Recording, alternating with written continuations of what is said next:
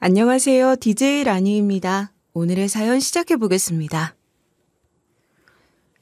안녕하세요. 저는 30대 중반의 평범한 여자입니다.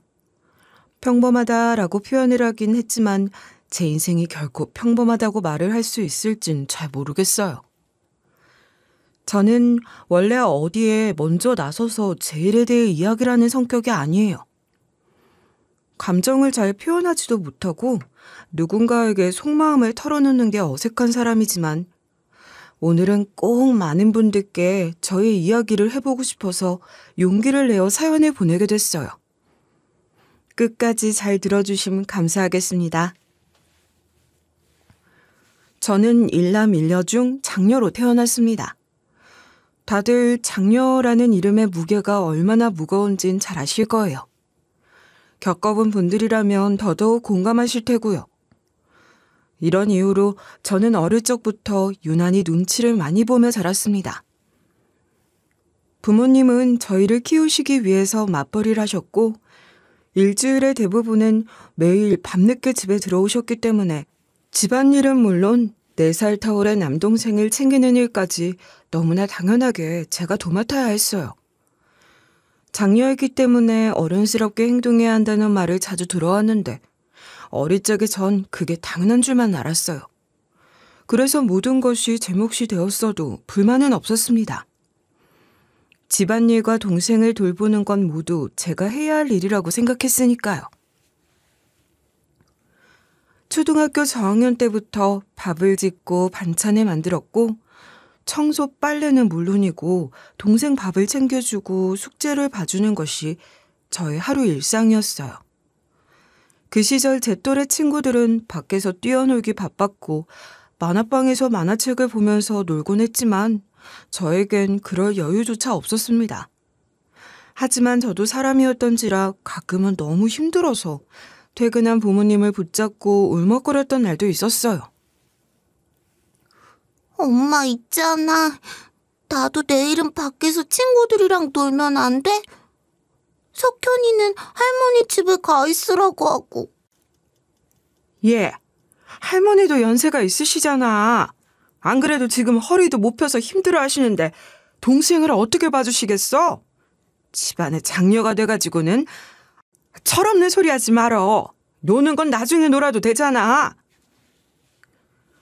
어릴 적부터 이렇게 살다 보니 저의 감정을 온전히 겉으로 드러내기보단 항상 주변의 눈치를 살피며 행동하는 게 습관이 되어버리고 말았어요. 힘들어도 외로워도 지쳐서 나가 떨어질 것 같아도 장녀니까 어른스럽게 행동해야 한다는 생각이 깊이 박혀버리게 됐죠. 부모님도 그리고 주변 사람들도 다 똑같이 생각을 했기에 저도 그렇게 살아야 하는 줄로만 알았어요. 사람과 사람 사이에 있어서 조금이라도 갈등이 생길 것 같으면 무조건 피했고 상대방이 원하는 대로 맞춰주는 것이 제일 마음 편한 일이라고 생각했어요. 서로 마찰을 빚어봐야 제 인생에 득될 건 하나도 없으니까요. 그렇게 생각하면서 살아가니 제 성격도 가면 갈수록 점점 더 소극적으로 바뀌었고 친구들과 어울리는 것보다 혼자 있는 걸 더 편하다고 여기게 됐어요. 한편으론 자연스럽게 어울려 노는 또래 친구들을 보면서 부럽다는 생각도 들었지만 한번 만들어진 성격은 바뀌는 것이 참 어려운 거더라고요. 그리고 대학도 집에서 가장 가까운 곳으로 진학했습니다. 솔직히 마음 같아선 타지로 나가고 싶었지만 그게 그렇게 쉬운 것만은 아니었던 데다가 등록금 문제와 생활비 문제도 고려를 해야 했기에 오랜 고민 끝에 내린 결정이었죠. 버스를 타고 통학을 하면서 공부도 하고 학교 끝나고 집으로 오면 집안일을 하는 것이 저의 루틴이었어요. 가끔은 이런 생활을 하는 것이 힘든 날도 있었지만 오로지 힘든 감정은 저 혼자 삼켜냈습니다. 누군가에게 감정을 공유하고 기대는 건 사치라고 생각하면서 말이에요. 저희 청춘은 그렇게 흘러갔습니다. 대학을 무난하게 졸업한 뒤엔 학교 근처에 있는 조그마한 중소기업의 사무직으로 취업을 할 수 있었어요. 월급도 나름 괜찮고 집과도 거리가 멀지 않은 편이었기 때문에 괜찮았지만 직장 생활을 한다는 것 자체가 저한테는 너무 버거운 일이었어요. 내성적인 성격 때문에 상사나 동료들에게 제 생각을 제대로 말하지도 못했고, 그러다 보니 순하고 착한 사람으로 인식되어서 불편함도 생기기 시작했습니다. 혜수 씨, 오늘 퇴근하고 혹시 약속 있어? 약속이요? 아니요. 왜 그러세요? 아, 잘됐다. 그럼 내가 오늘까지 마무리해야 하는 일이 있는데, 내가 또 다른 급한 일이 생겨서 이것부터 먼저 처리를 해야 할 것 같거든? 혹시 이것 좀 혜수 씨가 도와줄 수 있나 해서. 그런데 저도 할 일이... 혜수 씨는 업무가 그렇게 많은 편도 아니잖아. 나는 해야 할 일이 너무너무 많아서 그래. 혜수 씨도 알지? 나 잡무 엄청나게 많은 거. 도와줄 거지? 응? 알겠어요. 필요한 거 파일 넘겨주시면 제가 처리하고 보고 드릴게요. 역시 혜수 씨는 착하단 말이야. 그럼 이번에도 잘 부탁해. 싫은 소리 못하는 사람이라는 걸 알아서 이걸 이용하려고 하는 동료들도 많이 있었어요. 하지만 저는 대놓고 거절을 하거나 그러지도 못했기 때문에 바보같이 부탁이 들어오면 다 들어주곤 했습니다. 그렇기 때문에 곤란한 업무들은 모두 제 차지였고 일주일에 3번 정도는 야근을 하는 것이 일상이 됐어요. 솔직히 불만이야 있었죠. 저도 제 할 일을 하기에 바쁘고 집에서도 제대로 쉬지도 못하는데 이렇게 맨날 첫날 잡무를 밀어놓으니. 하지만 그때 저는 미움받을 용기가 없었습니다.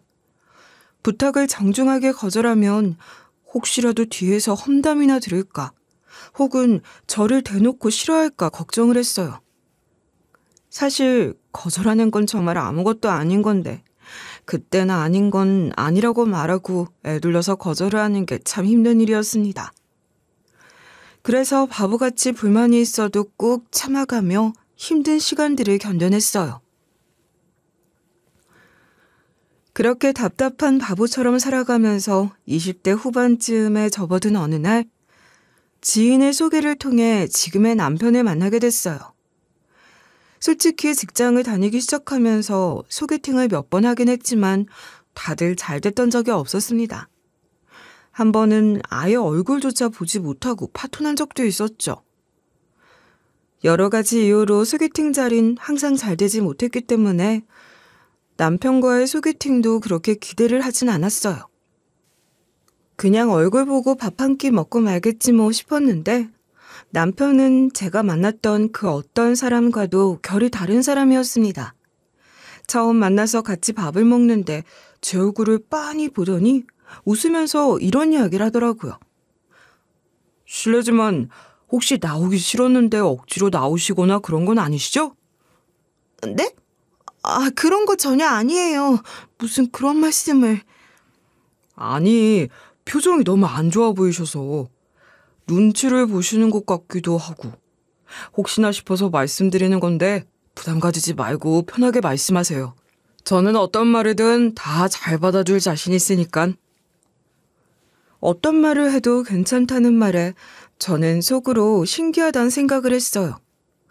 저에게 그렇게 말해준 사람은 여태까지 단 한 명도 없었거든요. 저의 감정을 말하지 않아도 먼저 알아주는 섬세함과 제가 불편할까 신경이 쓰여서 조심스럽게 말을 걸어주는 배려심까지. 이런 부분 때문에 자연스럽게 눈길이 가는 사람이었어요.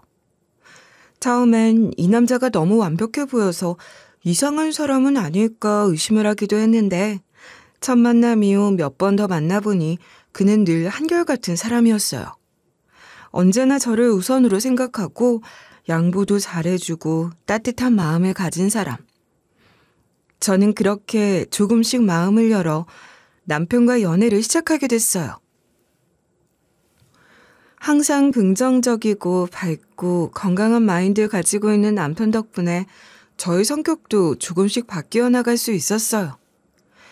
그렇게 연애를 하다가 자연스럽게 결혼 이야기가 오가고 양가 부모님께 인사를 드리는 것에 대해 대화를 나눌 즈음 남편은 저에게 이런 이야기를 했습니다. 우리 엄마가 좀 보수적이고 까다로우시거든. 그래서 대화 나눌 때 좀 피곤할 수도 있는데 내가 알아서 잘 케어할 거니까 너무 걱정하지 마. 에이, 아직 얼굴 한 번도 못 뵀는데 그런 게 어딨어. 난 그런 걱정 안 해. 남편의 말이 신경이 쓰이지 않았습니다. 일을 하면서 여러 유형들을 봐왔기 때문에 괜찮을 거라 생각했고 설령 어려움이 생긴다고 하더라도 남편이 제 편을 대어줄 거라는 믿음이 있었거든요. 사람과 사람 사이에 트러블이 생긴다면 대화로 충분히 풀 수 있을 거라 믿었고 무엇보다도 지금까지 저에게 너무나 다정다감했던 남편이니 저를 힘들게 하진 않을 거라고 생각했어요. 유머러스하고 작은 센스 하나까지도 넘치는 남편은 제가 지금까지 살아왔던 힘든 시간들을 다정하게 감싸줬어요. 어릴 때 해보지 못했던 것들을 어른이 되었으니까 이제는 다 해보자면서 주말이면 저를 데리고 나들이도 가고 놀이공원도 가고 도시락도 싸서 소풍을 가기도 했어요. 비가 오는 날엔 집에서 같이 영화를 보고 태어나 처음으로 캠핑도 가보고 꽃구경도 가보고 이 사람 덕분에 저는 태어나 처음 하는 것들이 점점 늘어만 갔습니다. 제 인생에 이런 사람이 평생 사치인 줄로만 알고 살았는데 남편을 만나고 나서 많은 것들이 변해갔어요. 자기야, 나 요즘 너무 행복해. 그냥 어릴 때는 내 인생에 특별한 건 없겠다. 평생 일하고 퇴근하면 집에 가서 집안일하고 이런 삶이 끝인 줄 알았는데 자기 만나고 나서 내 인생이 너무 특별해졌어. 고마워. 이렇게 소중한 사람이 되어줘서. 나는 너한테 굴러들어온 복 같은 존재야. 앞으로도 그런 존재가 되어줄 거고. 그러니까 우리 평생 이렇게 재미있게 즐겁게 살자. 저는 남편에게 한껏 기대고 한껏 위로받고 또 사랑을 받은 만큼 남편에게 사랑을 퍼다줬어요. 원래 받은 만큼 돌려주는 법이라고 하잖아요. 그렇게 행복이라는 가치를 조금씩 배워나가고 있었습니다. 시간이 흘러 어느 정도 결혼에 대한 이야기를 마무리 지어갈 즈음 남편은 저희 식구들에게 처음으로 사위로서 인정받고 눈도장을 찍기 위해 인사를 드리러 왔어요. 그래도 명색이 결혼 전 허락을 받으러 가는 거라 그런지 평소엔 긴장이라곤 하지도 않던 남편이 약까지 챙겨 먹으면서 긴장을 가라앉히려고 하더라고요. 하지만 남편의 걱정과는 다르게 저희 집 식구들은 남편을 진심으로 환영해줬어요. 특히 아버지께서 남편을 아주 마음에 들어 하셨죠. 취미도 같았거니와 저를 되게 잘 지켜줄 것 같다고 생각을 하셨더라고요. 자네, 우리 혜수한테 정말 잘해줄 수 있지? 그럼요, 물론이죠. 저 매일 약속했어요. 결혼하면 지금보다 훨씬 더 행복하게 살게 해주겠다고. 남자는 한 입으로 조말하는 거 아니라고 이 약속 반드시 지킬 겁니다. 형, 저희 누나한테 정말 잘해주셔야 해요. 저희 누나 어릴 때부터 고생만 했단 말이에요. 이제는 가족보다 본인 스스로의 행복을 좀 찾았으면 좋겠는데 형이 옆에서 많이 도와주실 것 같아서 안심이에요. 처음으로 듣는 가족들의 속마음에 괜히 가슴이 뭉클해져 왔어요. 겉으론 대놓고 이야기하지 않았지만 가족들도 지난날 제가 고생을 하면서 살아온 걸 두고두고 마음에 담아온 것 같았죠. 남편에게 그렇게 이야기를 해주니 고맙기도 하고 또 쑥스럽기도 하고 복합적인 감정이 밀려왔습니다. 그렇게 저희 가족들에겐 확실히 눈도장을 찍어 놓았고 이제는 제 차례가 왔는데 남편은 대체 어떤 이유인진 모르겠지만 어머님께 인사를 드리러 가는 것 자체를 좀 고민하는 것 같아 보이더라고요. 혹시나 이 결혼에 반대하는 건가 싶어서 걱정이 밀려왔습니다. 저기 혹시 어머님이 결혼하는 거 별로 안 좋아하셔? 반대하실까 봐 그래서 그러는 거야? 아니야, 그런 게 아니라 전에 말했던 거. 성격이 조금 특이하신 분이라 트러블이 있을까 봐서 그래. 초면인데 쓸데없는 말을 하지는 않을까 걱정이 되기도 하고. 그런 거라면 걱정하지 말라고 했잖아. 아직 만나 뵙지도 않았는걸. 그런 건 만나 뵙고 나서 고민해도 늦지 않다고 생각해. 뚜껑을 열지도 않았는데 이 안에 내용물이 뭐가 들어있을까 지레짐작하면서 고민을 하는 것만큼 쓸데없는 게 없다고 생각했어요. 그리고 까탈스러운 성격 정도야 충분히 대선에서 커버도 가능하다 싶었고요. 만나 뵙기도 전에 걱정을 한아름 안고서 어머님을 만나 뵈러 갔는데 예상 밖으로 어머님은 굉장히 좋은 분이셨어요. 남편의 걱정이 무색할 정도로 말이죠. 저를 진심으로 반겨주셨고 맛있는 음식도 해주셨고 제가 곤란할 만한 질문도 물어보지 않으셨고 결혼도 쿨하게 허락해 주셨습니다. 나는 너희만 잘 살면 돼. 결혼하고 나서 뭐 나한테 잘하려고 이래저래 신경 쓰고 그러지 마라. 난 그런 거 딱 질색이 사람이야. 알겠지? 저희도 잘 살고 어머님께도 잘해드려야죠. 그게 도리라고 생각해요. 어머나, 말도 참 이쁘게 하는 것 봐. 우리 아들이 신부감 하나는 제대로 만났네. 이렇게 어머님은 저를 며느리로 인정을 해주셨고 결혼 준비는 간단하게 끝냈습니다. 어머님도 그렇고 저희 가족들도 그렇고 화려한 결혼식을 원치는 않으셨던 데다가 저희도 소박한 게 좋다고 생각했기 때문에 최대한 간략하게 식을 치를 수 있었어요.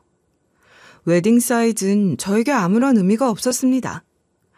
평생 울고 웃고 모든 대소사를 함께할 사람이 생겼다는 것. 그거 하나만으로 저는 세상을 다 얻은 것 같았거든요. 저희의 신혼은 평화로운 그 자체였어요. 다만 시간이 지나면서 어머님은 점점 저희의 신혼생활에 조금씩 개입하기 시작하셨어요. 반찬을 해다 주시는 등 살뜰한 면모를 보여주시기도 했지만 저와 사소하게 갈등을 빚는 날들도 적지 않았어요. 특히나 저희 집에 불쑥불쑥 예고도 없이 찾아오는 날들이 많으셨습니다. 솔직히 아무리 가까운 사이라도 개인 간의 프라이버시라는 것이 있잖아요.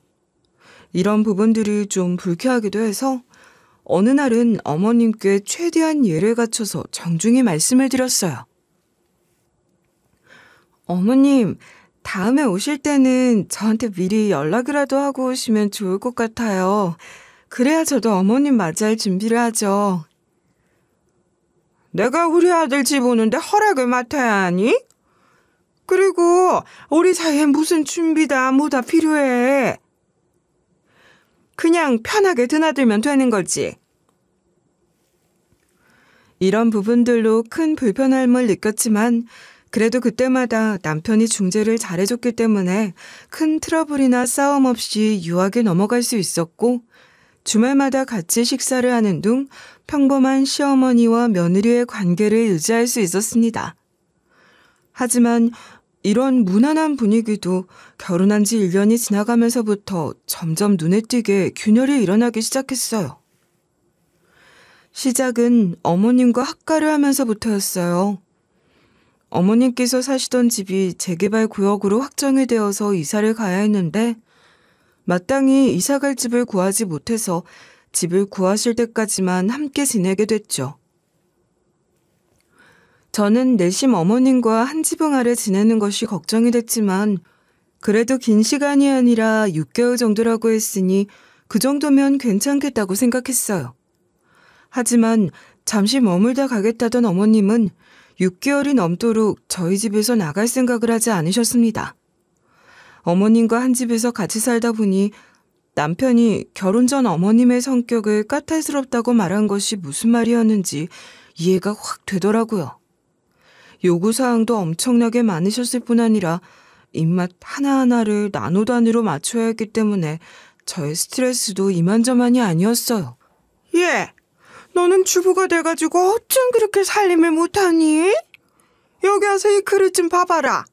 아직 기름때가 덜 닦였잖아. 설거지를 할 때는 이렇게 빡빡 문질러야지.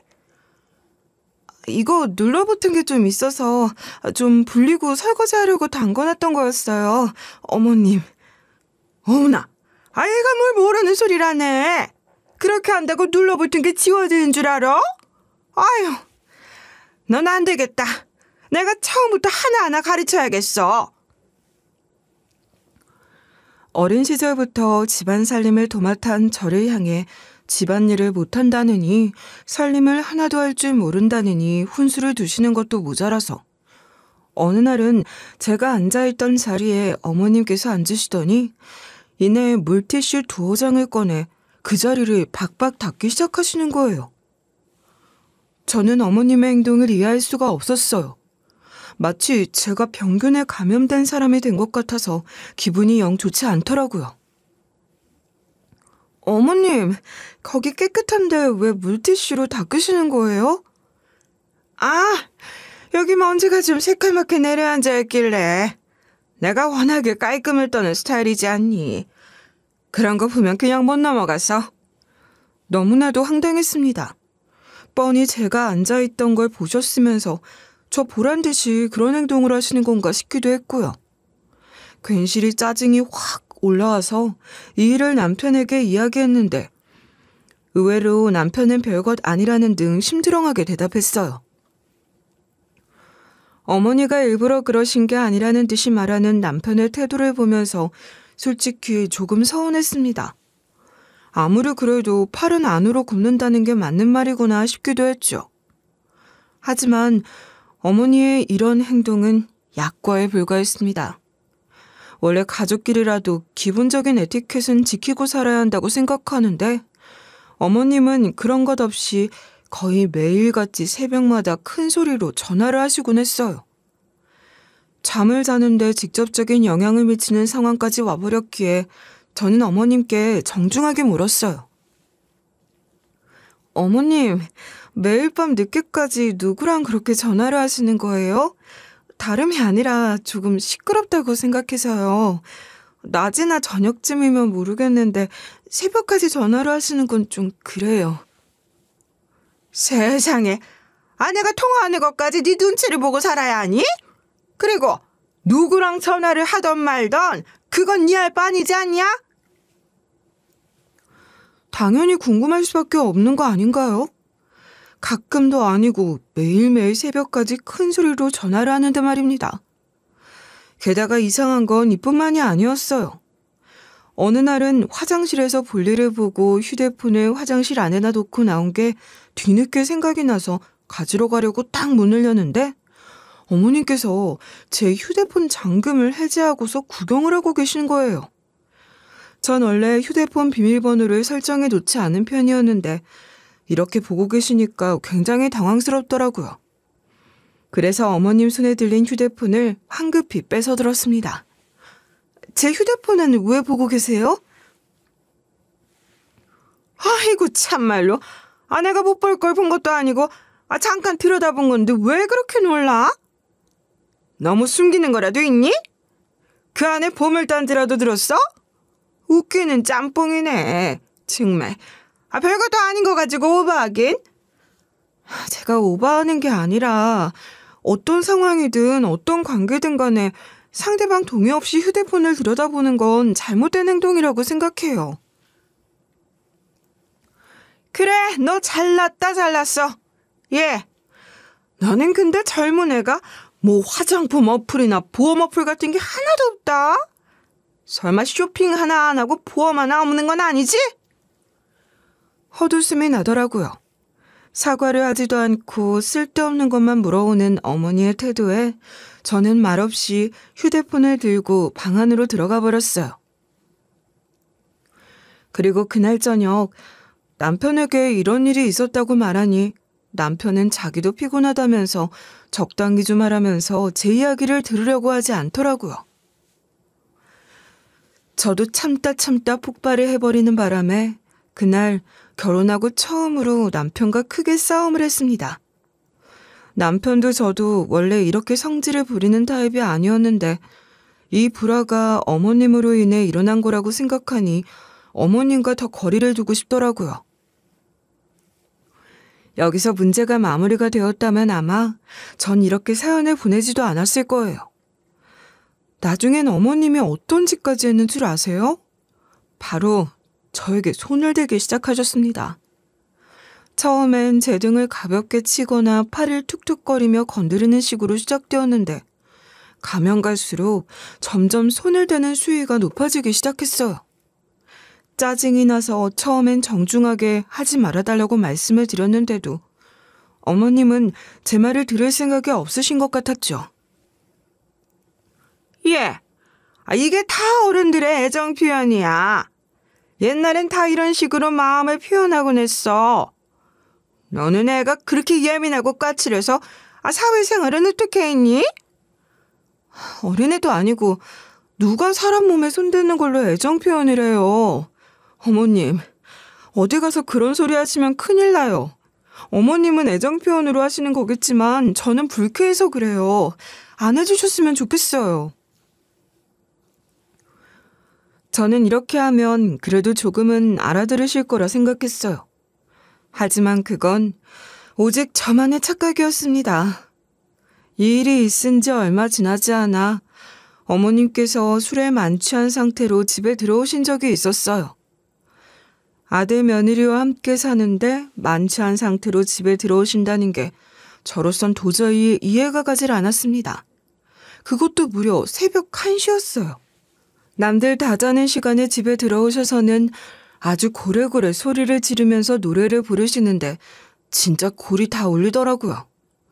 이러다가 소음공해로 신고를 당하진 않을지 걱정도 됐습니다. 워낙에 층간소음 문제도 심각했으니까요. 그래서 어머님께 다가가 제발 조용히 해달라고 말씀을 드리는 순간 저의 고개가 옆으로 돌아갔습니다. 눈 깜짝할 새 일어난 일이라 당황스러운 표정으로 어머님을 바라보는데 이번엔 반대쪽 뺨에도 손을 대셨습니다. 양쪽 뺨에 얼얼함이 확 밀려왔고 어머님은 도끼눈으로 저를 바라보고 계셨어요. 어머님께서 제 얼굴에 손을 대신 것이었습니다. 저희 부모님도 제 얼굴에 이렇게 손을 대시지 않았는데 너무 황당하고 어이가 없고 뭐라고 말을 해야 할지 몰라 가만히 있다가 이내 정신을 차리고 저는 어머님을 똑바로 쳐다보며 말했어요. 어머님, 이거 잘못된 행동인 거 아시죠? 엄연히 처벌받으실 수도 있어요. 제가 신고를 하면요. 아이고, 내가 신고란 말에 눈 하나 깜짝할 줄 알고? 할 수 있으면 해봐라. 그래, 어디 한번 마음껏 신고를 해봐. 어머님의 행동은 그날 하루로 끝나지 않았고 지속적으로 저에게 손을 올리셨어요. 본인 마음에 내키지 않으면 가차없이 손을 올리셨습니다. 그것도 얼굴 위주로 말이죠. 저는 도저히 참을 수가 없어서 다시 한번 법적인 처벌을 받을 수 있다는 걸 말씀드렸는데 그럴 때마다 어머님은 할 테면 해봐라 라는 반응을 보이며 비아냥거리기 바쁘셨어요. 어머님은 아마 제가 못할 거라고 생각하고 저렇게 이야기를 하신 것이겠지만 저는 단단히 마음을 먹었습니다. 마음만 먹으면 할 수 있다는 걸 직접 보여드리고 싶었어요. 결국 할 테면 해보라는 말을 들은 다음 날 전 주저하지 않고 여태까지 조용히 모아놓은 증거를 챙겨 경찰서로 향했어요. 사실 어머님이 저에게 직접적으로 손을 대기 시작한 시점부터 시작해서 저는 몰래 휴대폰으로 녹취도 따놓고 또 부어오른 부위들을 사진으로 하나하나 찍어서 남겨두었어요. 어머님이 저에게 사과를 하지 않고 달라지는 것이 없다면 정말 경찰에 신고를 할 심산으로 말이죠. 가족끼리 이렇게까지 해야 하나 싶은 생각이 들었던 날들도 분명 있었습니다. 하지만 언제까지고 제가 바보처럼 참을 수만은 없었고 방패막이가 되어주기로 한 남편도 그저 방관하기만 했기에 이렇게 해야만 했어요. 그렇게 저는 모든 증거를 들고 경찰서로 향했습니다. 그런데 막상 경찰서 입구에 서니까 온몸이 사시나무 떨리듯 덜덜 떨리더라고요. 어떤 일로 방문하셨을까요? 고소장 접수 좀 하려고요. 가정 문제로. 제가 안내해드리겠습니다. 저 따라오시면 됩니다. 저는 경찰관의 안내를 받아 고소장을 접수하러 갔고 필요한 서류들에 최대한 자세하게 모든 내용을 기재했습니다. 그걸 하나하나 일일이 적으면서도 괜히 눈물이 나는 거예요. 내가 왜 여기서 이러고 있어야 하나? 어쩌다가 여기까지 오게 된 건가 싶고. 그렇게 모든 걸 꼼꼼히 작성해서 신분증이랑 같이 제출했습니다. 서류 접수를 도와주는 경찰관은 무심한 표정으로 제가 내민 서류들을 하나하나 대충 읽어보기 시작했어요. 그런데 뭔가를 발견하더니 눈이 휘둥그레지며 저를 쳐다보는 게 아니겠어요?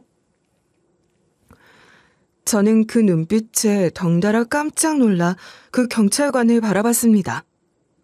그 안에 뭔가 적으면 안 될 걸 적은 것도 아니고 정보도 제대로 기재를 했는데 왜 그러나 싶었죠. 그러더니 이내 주변에 있는 동료 경찰관들을 불러 모으기 시작했습니다. 야야, 다들 여기로 모여봐. 이거 며칠 전에 맞지? 맞네? 분명히 맞아. 같은 이름이네? 야, 이거 서장님까지 호출해야 하는 거 아니야? 다른 경찰들이 하나둘 모여들었고 저는 마치 동물원의 원숭이가 된 것 같은 기분이 들었어요. 저는 진지하게 고소장을 접수하러 온 건데 지네들끼리 장난을 치나 싶어서 열이 슬슬 올라오더라고요. 그때 한 경찰관이 저에게 조심스럽게 다가와 말을 걸었습니다.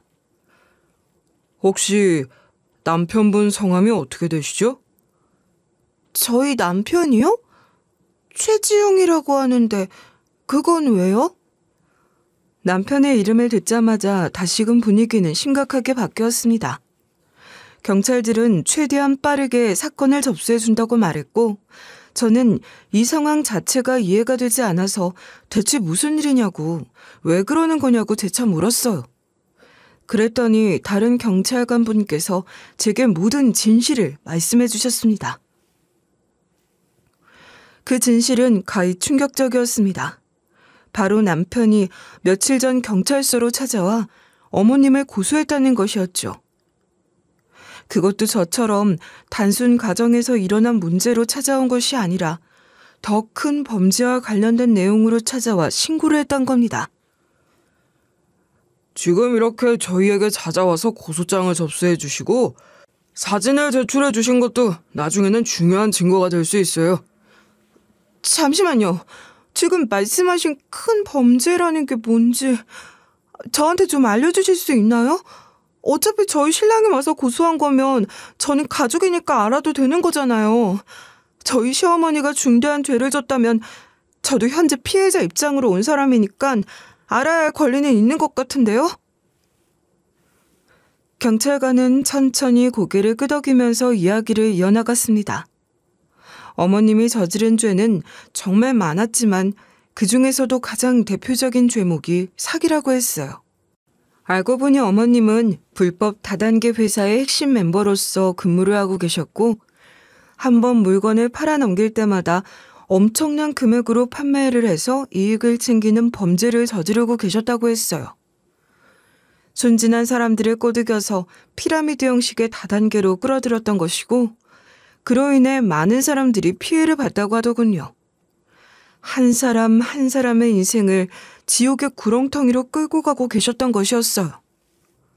어머님이 다니고 계시는 회사의 외부엔 건강 관련부터 시작해서 자연요법, 의료기기 판매와 같은 허울 좋은 간판이 걸려 있었다고 해요. 하지만 여느 다단계 회사들이 그렇듯 겉만 번지르르하게 되어 있을 뿐 내부는 완전히 엉망진창이었던 겁니다.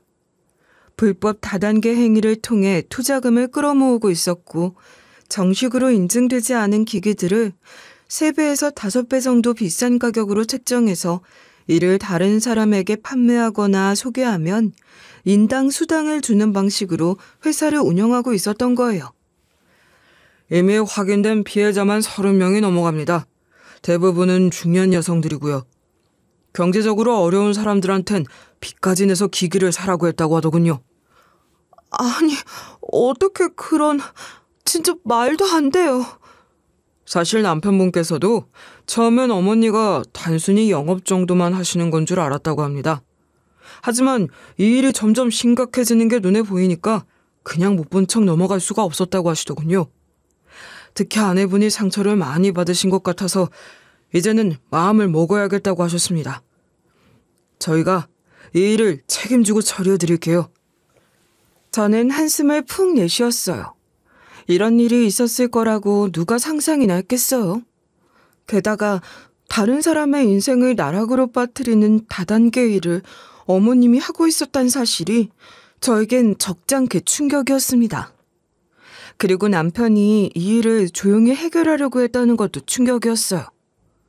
이대로 가만히 있을 수만은 없었기 때문에 남편에게 이 일에 대해서 모든 내용을 듣기로 마음먹었습니다. 저는 우선 남편이 퇴근을 할 때까지 기다렸다가 저녁이 된 후 집 앞 카페에서 만나기로 약속을 잡았어요. 남편을 기다리는 하루 온종일 머릿속은 수백 가지 생각으로 가득했고 온몸에 힘이 다 빠져서 기운도 없었지만 이 얘기를 꼭 남편의 입으로 직접 들어야겠다는 생각에 없던 힘도 쥐어짜냈습니다. 그리고 남편을 보자마자 저는 궁금했던 것들을 모조리 털어서 질문을 하기 시작했어요. 여보, 대체 이게 어떻게 된 일이야? 나 정말 깜짝 놀랐어. 왜 여태까지 그런 일이 있었다고 나한테 얘기하지 않았던 거야? 진작에 이야기했음 같이 상의를 해볼 수도 있었을 텐데 왜 숨기고 있었어? 이제 와서 이렇게 이야기하는 것도 우습긴 한데 솔직하게 말할게. 무서웠어. 당신이 내 옆에서 떠나갈까봐. 이런 일이 있었다고 솔직히 이야기하면 다 두고 떠나버릴까봐. 그리고 가장 큰 건 어머니가 당신에게만큼은 그러지 않을 줄 알았어. 며느리니까, 내가 사랑하는 사람이니까. 어머님은 언제부터 그런 행동을 하고 다니셨던 거야? 좀 오래됐어. 그런데 난 처음엔 그냥 어머니가 단순히 사업을 하시는 줄로만 알았어. 그게 불법적인 일인진 전혀 몰랐고 어머니가 하시는 일이니까 당연히 관심은 있어도 자세히 파고들려고 하지 않았지. 그런데 가면 갈수록 이상하더라고. 뭔가 집안에 이상한 물건들이 쌓이는 것도 그렇고 돈 관련해서 계속 문제가 생기는 것도 그렇고 사람이 뭔가 모르게 예민해진 것도 그렇고. 그럼 그동안 어머니 행동을 막지 않았던 것도 일부러 그랬던 거야? 경찰에다가 증거를 제출하려고? 솔직히 말해서 일부러 그랬던 거였어. 나도 마음 같아선 그러지 마시라고 막고 싶었는데 막게 되면 이 악순환의 고리를 영영 끊어내지 못할 것 같았어. 그리고 내가 여기서 용기를 내지 않으면 피해자는 더 많아질 거라 생각해서 그냥 작정하고 증거를 모으고 경찰서에다가 모은 증거들이랑 같이 고소장을 제출한 거였어. 자기는 아들이잖아. 이런 일이 있음 자식들은 어떻게 해서든 재범으로 감싸기 바쁘던데. 아들이니까 했어. 다른 사람은 남이지만 나는 어머니의 아들이잖아. 그래서 더는 눈 가리고 아웅하면 안 된다는 걸 깨달았어.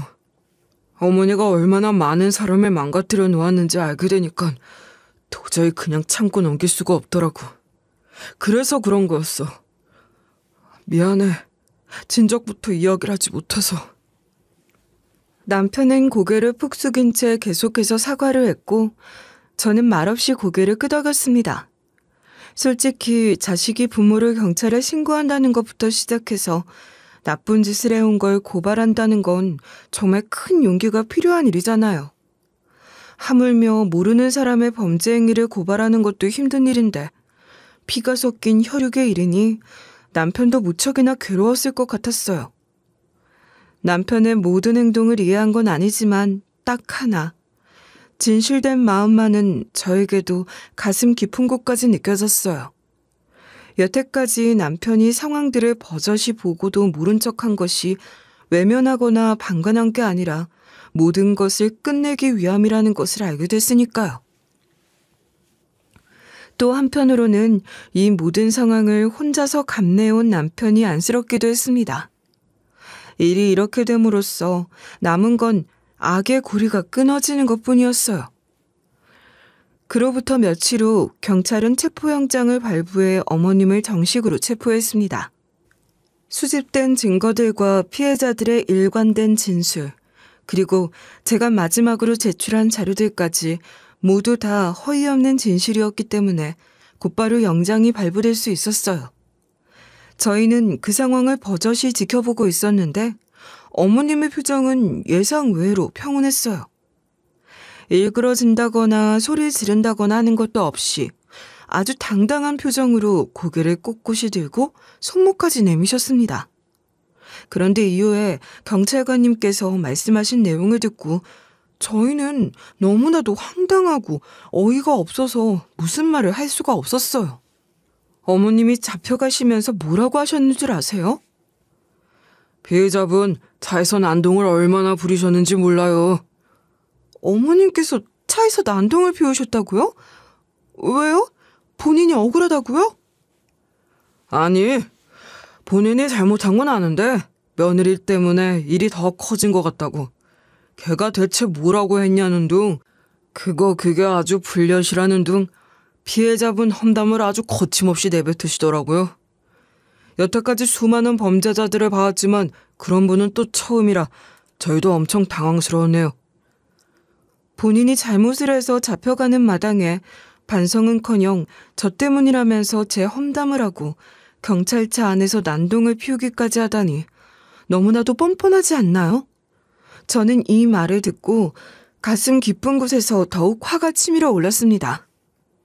사람을 대체 뭘로 보는 건가 싶었어요.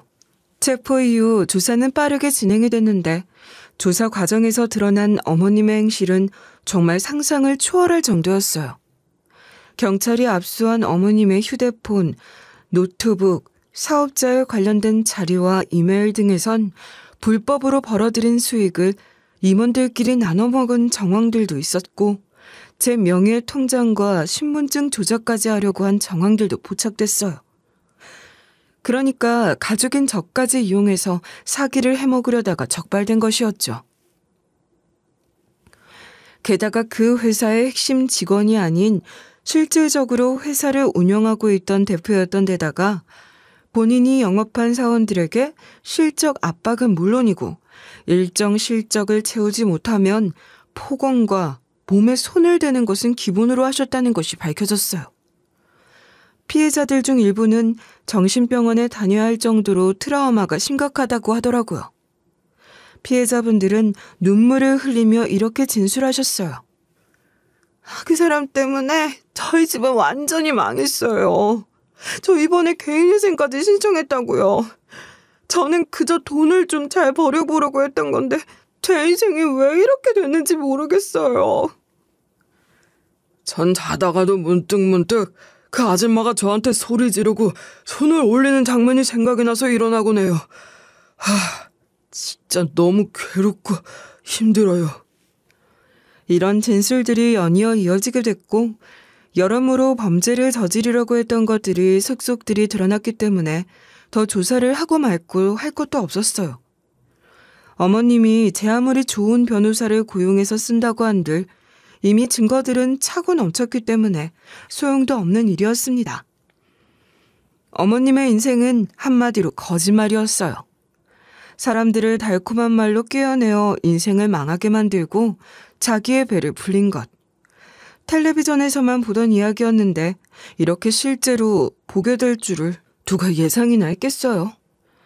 그렇게 재판이 열렸고 저희를 비롯한 피해자분들은 재판을 지켜보기 위해서 참석했습니다. 어머님은 미안한 기색이라고는 조금도 없는 표정으로 고개를 빳빳하게 들며 이렇게 말씀하셨어요. 제가 여태까지 살면서 저질러왔던 잘못들은 한치 변명도 없이 인정합니다. 하지만 제가 극한 일로 이렇게 중범죄자 취급을 받으면서 재판까지 받아야 하는 건진 솔직히 이해가 잘 가지 않네요. 피고, 그러니까 피고는 지금 잘못은 인정하되 이게 왜 재판까지 받아야 할 일인지 모르겠다는 거죠? 그게 어떻게 잘못을 인정하는 사람의 태도입니까? 피고가 생각하기에도 웃기지 않나요? 하나도 안 웃깁니다. 그리고 제가 이렇게 재판에 참석하게 만든 사람 중 하나가 바로 저희 아들이랑 며느리라고 들었습니다. 어떻게 자식이 돼가지고 제 엄마를 이렇게 신고할 수 있단 말입니까? 이건 완전 장유유서도 모르는 후레 자식이죠. 어릴 때부터 지 잘난 줄만 알고 부모 알기를 개똥으로 알고, 그래서 스트레스 받아서 실수를 좀 했네요. 모든 잘못은 다 우리 아들이랑 며느리한테 있는 거니까 아들이랑 며느리도 잡아서 조사해야 하는 거 아닙니까? 그래요. 전번 양보해서 비고 말이 다 맞다고 칩시다. 그러면 대체 며느리한테 손은 왜 대신 거예요? 한 번도 아니고 지속적으로. 그것도 범죄인 거 모르세요? 저 계집애가요. 어떤 애인 줄 아셔요? 집안일도 안 해. 그렇다고 시험이 공경할 줄도 모르고, 무슨 말만 하면 따박따박 말대답이나 할 줄 알고, 집안에 말아먹지 못해서 안달인 것한테 어떻게 좋은 말, 좋은 행동이 나올 수 있겠어요? 아주 눈 하나 깜짝 안 하고 자연스럽게 거짓말을 술술 내뱉는 모습에 절에서 피해자들이 많이 생겨난 거구나 하고 깨달을 수 있었어요.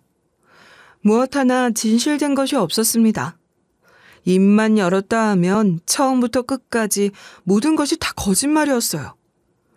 저는 한편으로 재판을 진행하시는 높은 분들께서 어머님의 진술을 다 믿어주실까 봐 걱정을 했습니다. 하지만 이미 전적이 많은 어머님의 말 같지도 않은 변명을 믿어주는 분들은 단 한 분도 계시지 않았어요. 계속해서 말을 이어나가려는 어머님에게 재판장은 소란을 피우지 말라는 경고를 주셨습니다. 이내 법정은 다시금 조용해졌어요. 피고의 억울한 주장 잘 알겠습니다. 하지만 피고는 지금 이렇게 억울하다고 주장을 할 것이 아니라 이걸 두 눈으로 좀 보셔야 할 것 같습니다. 재판장님은 저희들이 제출한 모든 증거를 스크린에 크게 띄워주셨어요. 그리고 크게 음성이 울려 퍼지기 시작했습니다. 그것은 바로 수사기관에선 말하지 않았던 피해자들의 구체적인 진술이었어요. 남편이 하나하나 피해자들을 찾고 그들에게 직접 찾아가서 진술을 요구했고, 피해자들은 단 한치의 거짓말 없이 모든 진실을 남편에게 털어놓았습니다. 남편은 그걸 증거자료로 추가 제출했고, 법정에서 울려 퍼지는 피해자들의 진술은 가관이었어요. 정말 말도 제대로 나오지 않을 정도로 충격적이었고, 누가 봐도 유죄가 확실한 상황이었습니다. 그 작은 목소리들이 모이고 모여 큰 목소리를 만들어냈고, 그 목소리들이 하나로 뭉쳐져 결국엔 재판의 결과를 만들어낼 수 있었어요. 그 일이 있은 후 어느덧 6개월이란 시간이 흘렀어요. 시간이 정말 빠르다는 말, 그때는 딱히 와닿지 않았는데 요즘 들어 부쩍 실감이 나기 시작했어요. 그 일이 있었을 땐 뼈까지 시릴 정도로 추운 겨울이었는데 언제 이렇게 녹음이 짙어진 여름이 찾아온 건지, 시간은 이렇게나 많이 흘렀고 계절도 바뀌었지만 저는 아직까지 그 일이 잊혀지지 않고 생생하게 떠오릅니다. 그날의 분위기, 그날의 공기까지 전부 다요.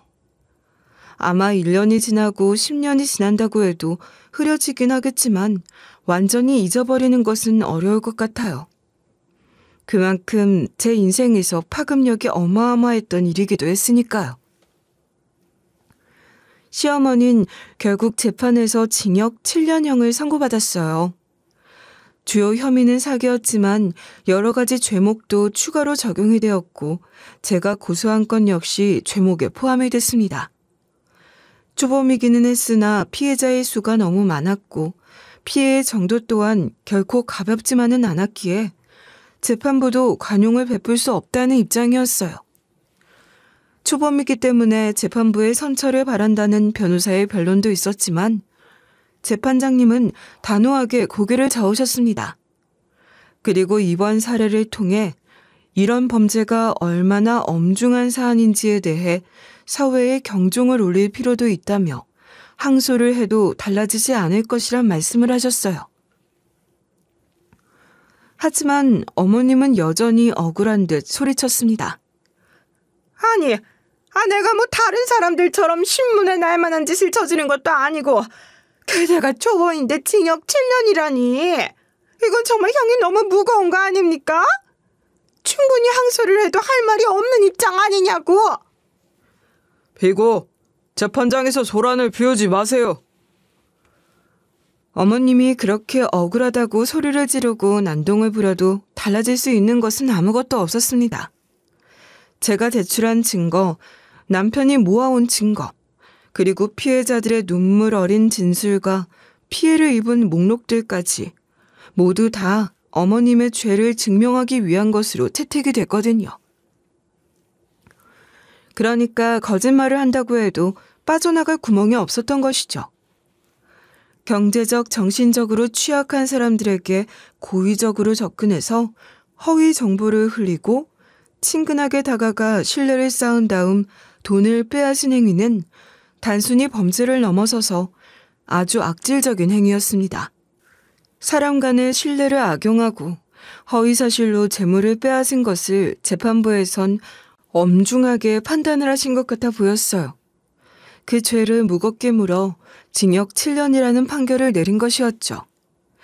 그날 저는 그 판결을 듣고 일어나서 박수를 치진 않았지만 마음속으로 수없이 박수를 쳤습니다. 길게 이어져 오던 악의 고리가 끊어져 나간 것 같아 속이 후련하더라고요. 그리고 크게 맘먹고 용기를 내준 남편에게도 고맙다는 인사를 전했습니다. 여보, 당신도 마음이 많이 불편했을 텐데 그럼에도 불구하고 용기를 내줘서 정말 고마워. 당신 덕분에 모든 게 다 깔끔하게 정리될 수 있었어. 아니야. 나는 내가 해야 할 일을 한 것뿐인데 뭐. 더 빨리 용기를 내지 못한 게 아쉬울 뿐이지. 그런데 나 솔직히 걱정돼. 어쨌든 어머님은 처벌을 받으시긴 했지만 7년 뒤면 출소를 하셔서 집으로 돌아오실 텐데 우리가 지금처럼 계속 부부로 남아있어도 될지, 어머님이 출소를 하시게 되면 나한테 복수를 하시진 않을지, 이런저런 상황들을 생각해보니까 걱정이 되네. 당신한테 상처를 준 사람은 어머니지만 그걸 막지 못한 나한테도 책임이 있다고 생각해. 이제부터 나는 평생 당신 편이야. 눈 감는 날까지 당신을 지킬 거고 앞으로 평생 동안 어머니와 엮일 일 없게 만들 거야. 경찰서에 가서 고소장을 낼 때부터 내 마음에선 어머니는 없는 사람이야. 그러니까 걱정하지 마. 남편은 작정하고 마음을 먹은 것 같았습니다. 그 말에 마음속에 있던 걱정 덩어리가 조금은 줄어든 것 같았어요. 남편이라는 든든한 벽이 있으니 마음이 놓이더라고요. 이후 저희 가족들도 이 사실을 뒤늦게 알게 됐습니다. 아버지도 어머니도 동생도 남편에게 크게 화를 냄과 동시에 그래도 고맙다고 이야기를 해줬어요. 사실 남편이 이렇게까지 마음을 먹고 용기를 내지 않았더라면 어쩌면 저는 이 일에 대해 평생 모르고 살았을지도 몰라요. 아니, 어쩌면 어머님에게 더한 짓을 당했을지도 모르죠. 제가 먼저 고소를 하기 전에 남편이 고소를 해줬기 때문에 모든 사건의 전말을 알게 된 것이었으니 남편에게 고마운 마음이 들 수밖에 없었습니다. 은인이라고 불러도 되지 않을까 싶을 정도로 말이에요. 하지만 어머님은 수감 후에도 달라진 것이 하나도 없었습니다. 거의 매주 집 주소로 옥중 편지를 보내오셨는데요. 처음엔 혹시나 사과라도 있을까 하는 기대로 편지 봉투를 열었지만 역시는 역시더군요. 편지 안에는 사과 한마디 없었고 오로지 자신의 억울함과 감옥 생활이 얼마나 힘들고 괴로운지에 대한 하소연만 가득 적혀 있었어요. 심지언 저와 남편의 원망하는 말들까지도 빼곡하게 적혀 있었죠. 저와 남편은 그걸 보면서 혀를 내둘렀습니다. 여보, 이것 좀 봐. 여기 적힌 거. 어떻게 너희가 나한테 그럴 수 있는지 나는 너희만 생각하면 자다가도 이가 갈려서 벌떡벌떡 일어나곤 한다.